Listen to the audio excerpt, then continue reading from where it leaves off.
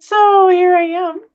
And it is, let's see, our second week in December. And I am actually, we're at the very end of our second week in December. And one of the things that was coming to mind that just really is kind of a fun thing that I do with some of my clients is that this time of year we start working on vision boards. And if you haven't ever done a vision board, it is kind of interesting because there's a couple things that happen, and one of those is that we reflect on the past year before we even start looking about next year and what's coming up. We just spend a lot of time thinking about what are the wins that were going on this year. And it's fun if you have taken notes or if you keep a calendar and you go back and you look, because a lot of times we get to this time of year and we forget all of the things that we have either accomplished or relationships that we have impacted or improved, shifts that we've made in our work, in our spiritual life, in our physical life. Sometimes for the better, sometimes for the worse. Sometimes maybe we ran a marathon in June and we haven't done anything since, but we forget, hey, we did run a marathon, right?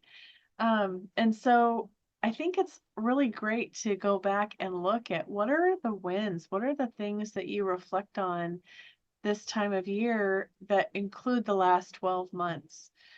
And were there some goals that you set that you accomplished, or goals that you set that you moved towards? Maybe you didn't necessarily hit the goal, but you set it in the first place, which helped you move that direction.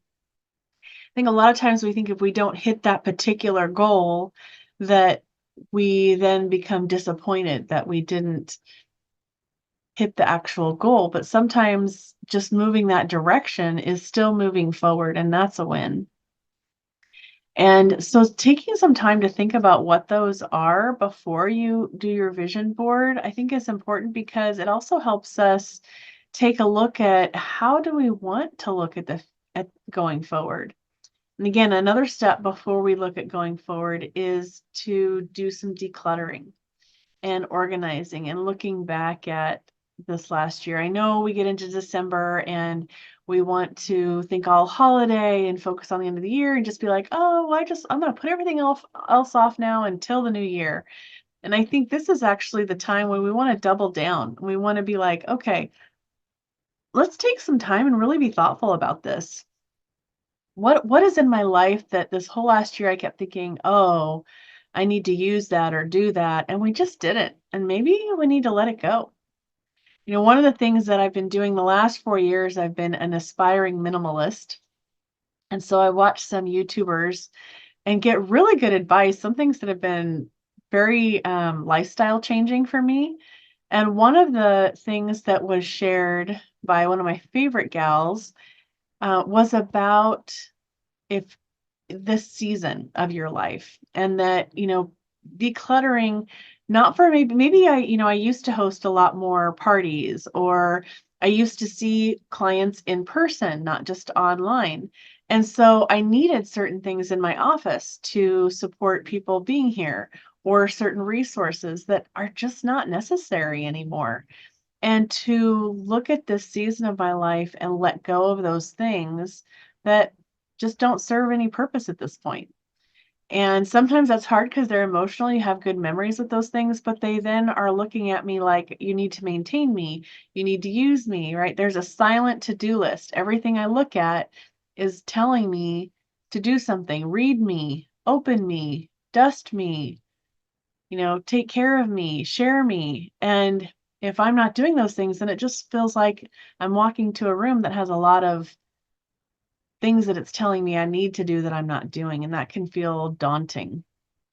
So I think the decluttering and that reevaluating, looking at your surroundings and going, what's part of this season? What's part of this year that really was valuable or helpful for me to have around? I used to sew and now I have piles of fabric. Is that piles of fabric feeling good to have, like moving me towards doing something with it? Or is it making me feel guilty that I'm not doing something with it, that here it is sitting there and I'm still not moving forward on those projects? Maybe I need to share it with somebody who would put those projects together, or just do something where it's not in my space anymore because it isn't part of that season in my life. So I think that's important too, to look back at at the last year, check out your wins, to consider the goals you had and what place you are in meeting those goals, to considering the clutter and the organization you have around you for this season of your life. And then I also this time of year really actually like, which I normally don't enjoy budgeting and those kind of spreadsheet paperwork kind of things, but I this time of year love to go back and look at all my expenses and get a really good sense of how did I spend money this year. I know in the past videos I've talked about the three resources we have, which is time, treasure, and talent. Right. So, how did I spend my time is one way to look at what I valued this last year. How I spend my talents and my skills and efforts is another way to look at what I valued this year or what I put into priority. And then the other thing is the financial piece, the treasure.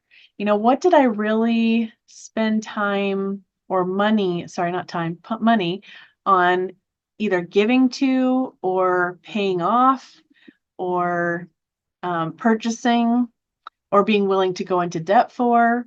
What are those things that were financial chunks of priority for me?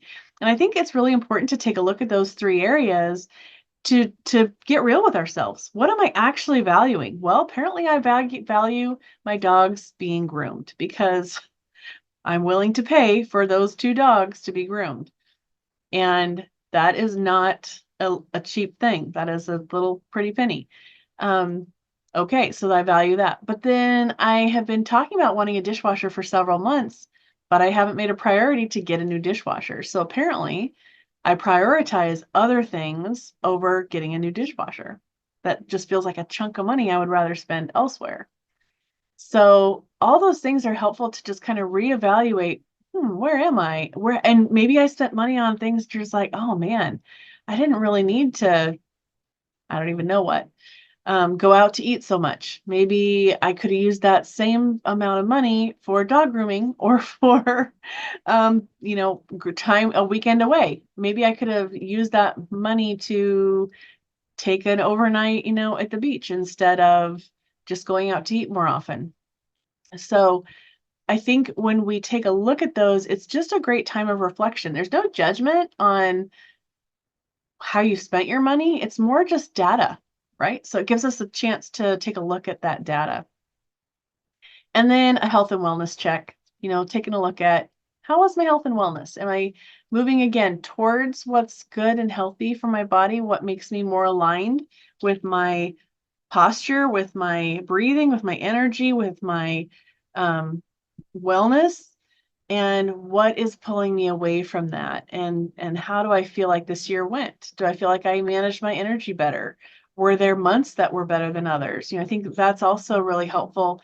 There was a time in my life where I evaluated that and I realized, hey, in like February, January, February, March is not a good time for me to make major life decisions because I used to get really kind of in a funk and started seeing the pattern, right? So now I look back at those and I go, okay, what kind of things did I do in January, February, March? More motivating things, more being around other people that helped my mindset stay in a mindset that was driven and moving a more healthy direction.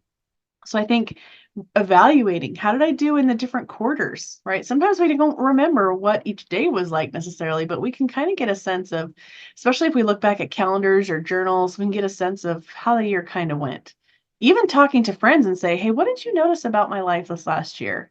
Anything stand out to you? And they'll be like, oh yeah, I remember when you had that argument with that other person.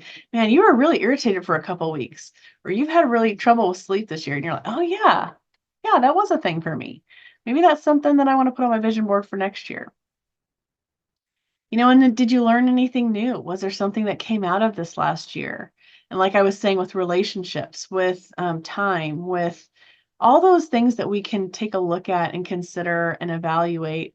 And then also, I like to do a piece of just being thankful and practicing gratitude. And I'm sure you've heard the benefits of practicing gratitude, and it's pretty profound how much it can impact our mindset and our level of peace in our life. And so as you've done some of these exercises to reevaluate this last year, is spending some time being thankful. What am I thankful for? What did I experience that really was impacting on me, that happened, and I'm just grateful that it happened. Maybe I had no control over it and it was kind of a serendipitous thing.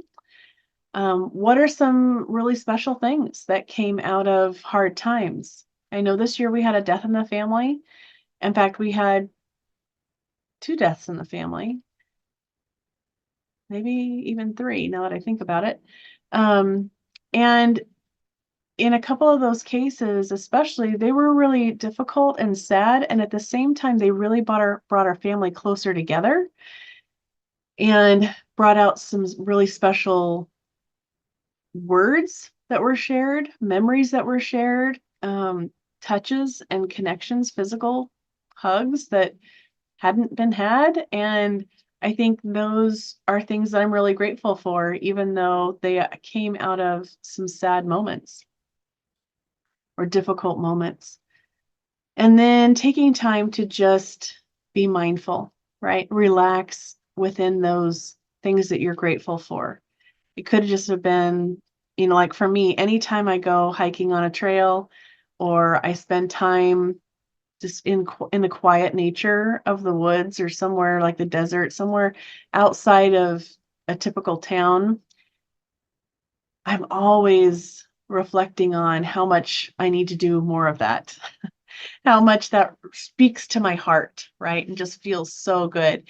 And so I think just having some moments where you can even imagine being in those spaces while you're looking and reflecting on the last year. And then the last one, which I absolutely love, is the planning for the fun. What kind of fun did I have this last year? How did I enjoy my life? A lot of people are like, oh yeah, when I retire, I'm going to do this. When I retire, I'm going to do that. Well, there's no guarantee we're going to make it that far. What if we died tomorrow? I mean, truly, are you having fun? Are you incorporating fun and jokes, laughter? One thing my sister has taught me is that she just looks through funny memes like the half an hour before she goes to bed.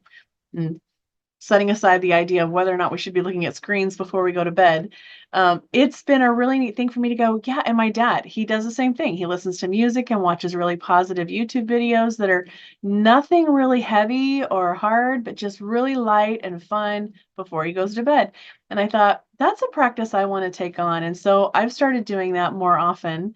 And I think that planning for fun and just having more fun is something that I incorporated more into my year, and I definitely want to include going forward. So those are just some of my thoughts about, before you go into creating a vision board, reflecting on the last year is a luxury and really meaningful, can be very meaningful to go back and just pick out some of those wins, some of those things that you really moved forward in the direction you want to go. And then as far as a vision board, the reason why the vision board in particular is on my mind is because I have an event coming up where and I'm inviting some people to do an online vision board project with me. So if you would like to do that with me, feel free to reach out. I'm happy to share that invitation with you. And then I have attended vision board events where I'm physically present with the other people, where you clip out the magazines and you fill them out. And I keep them right above my computer, and I've actually in some cases done them digitally where I have them as my computer screen background.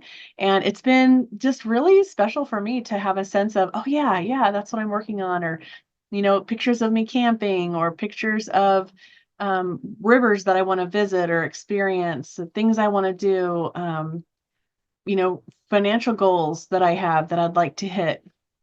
All those things on my vision board that keep my head in that space. And I think that's the thing with vision boards. It's not so much that it